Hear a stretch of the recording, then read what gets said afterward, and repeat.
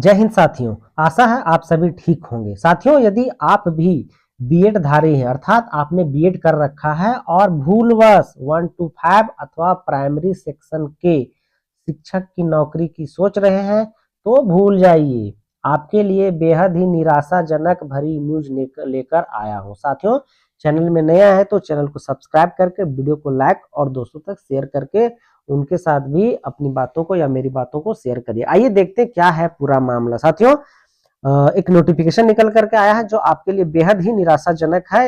ये बातें जो है सामने इसलिए निकल करके आया है क्योंकि यह मामला कोर्ट का है। आइए देखते हैं पूरी तरह से कि क्या नोटिफिकेशन है। जैसा कि हम लोग यहाँ देख पा रहे हैं, बीएड वालों की नौकरी पर संकट, बीएड वालों की नौकरी पर संकट, हाईकोर्ट ने 7 दिनों में मांगी डीएड की नई चयन सूची। जी हाँ साथियों, यह जो मामला है वह छत्तीसगढ़ से निकल करके आया है। इसमें क्या है कि ये मामला पूरी तरह से मैं ब्रीफ में बताना चाह रहा हूं कि इसमें बहाली हो चुकी थी, शिक्षक काम कर रहे थे। कौन से शिक्षक? जो बीएड किए हुए थे और वो उनकी बहाली 1 to 5 में हो गई थी। उनके लिए यह न्यूज है। उनके लिए एक कोर्ट ने क्या आदेश दिया है उसको भी हम लोग देखते हैं। जैसा कि यहाँ देख रहे हैं कि बहुचर्चित बीएड एवं डीएड विवाद में चौथी बार अवमानना याचिका की सुनवाई गुरुवार को जस्टिस अरविंद कुमार वर्मा की बेंच में हुई।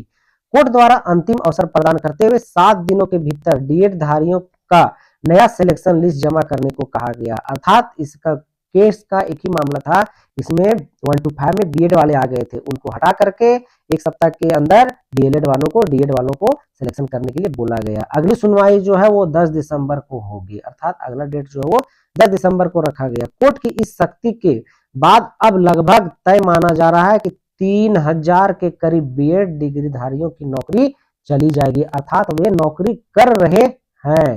जी हाँ साथियों, ये जो न्यूज निकल करके आया है ये नौकरी कर रहे हैं उनके लिए। हालांकि बीएड वालों ने सरकार से इस बारे में गुहार लगाते हुए किसी और जगह समायोजित करने की मांग की। अब क्या है कि जो बीएड वाले हैं, जिस तरह का जब नोटिफिकेशन आने लगा, कोर्ट ने अपना जजमेंट सुना रहे, तो वे लोग का कहना है कि उन्होंने गुहार लगाया सरकार से कि हमें कहीं समायोजित कर दीजिए। ज्ञात हो कि पिछली सुनवाई में शिक्षा विभाग के तमाम बड़े अधिकारियों को वीडियो कॉन्फ्रेंसिंग के माध्यम से 21 दिनों के भीतर बीएड को बाहर करते हुए केवल डीएड का नया सिलेक्शन लिस्ट तैयार करने को पेश करने को कहा गया था। अर्थात वीडियो कॉन्फ्रेंस के माध्यम से बताया गया था, कोर्ट के माध्यम से बताया गया था कि 21 दिनों के भीतर जो आप हैं, जो बीएड वाले 1 to 5 में सिलेक्शन हो गए हैं, उनको बाहर करते हुए जो डीएड वाले हैं उनका सिलेक्शन लिस्ट तैयार किया जाए। लेकिन 21 दिन बीत जाने के बाद भी सरकार की ओर से किसी भी प्रकार का कोई लिस्ट जमा नहीं करने पर हाई कोर्ट ने फटकार लगाई है। अर्थात यहाँ ऐसा माना जा रहा था कि एक बार जब नौकरी कर ली है तो निकलना बहुत मुश्किल हो जाता है, लेकिन हाई कोर्ट इसमें सख्त अपना रवैया अपनाए हुए सरकार की ओर से मामले में पुनर्विचार याचिका की बात भी कही गई।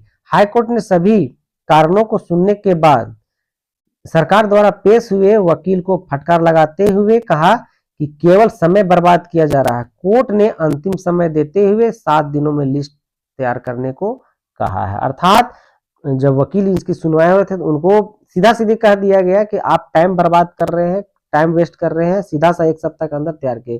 कोर्ट की सख्ती के 3000 के करीब बीएड धारियों की नौकरी संकट में। साथियों, कहने का मतलब है कि अगर यदि आप भी इस तरह की बातें सोच रहे हैं, यदि आप भी इसमें फॉर्म अप्लाई किए हुए तो भूल जाइए, चूंकि आप जान ही रहे क्या नियम है।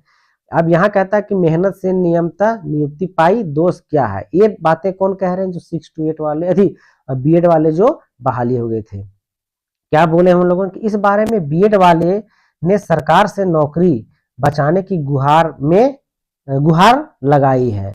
इनका कहना है कि पिछले 14 महीने से, अर्थात ये लोग जो है 14 महीने से ड्यूटी कर रहे हैं। सेवारत बीएड प्रशिक्षक 1997 अभ्यर्थियों से भर्ती परीक्षा के निर्देशों का पालन करते हुए मेहनत से नियमतः नियुक्ति पाई। अर्थात इन लोगों का कहना है कि हम लोगों का इसमें क्या कसूर है, हम लोगों ने जिस तरह से बोला गया था उस तरह से एग्जाम का टोटल नियमता का पालन करते हुए हम लोगों ने नियुक्ति पाई है। नियमों में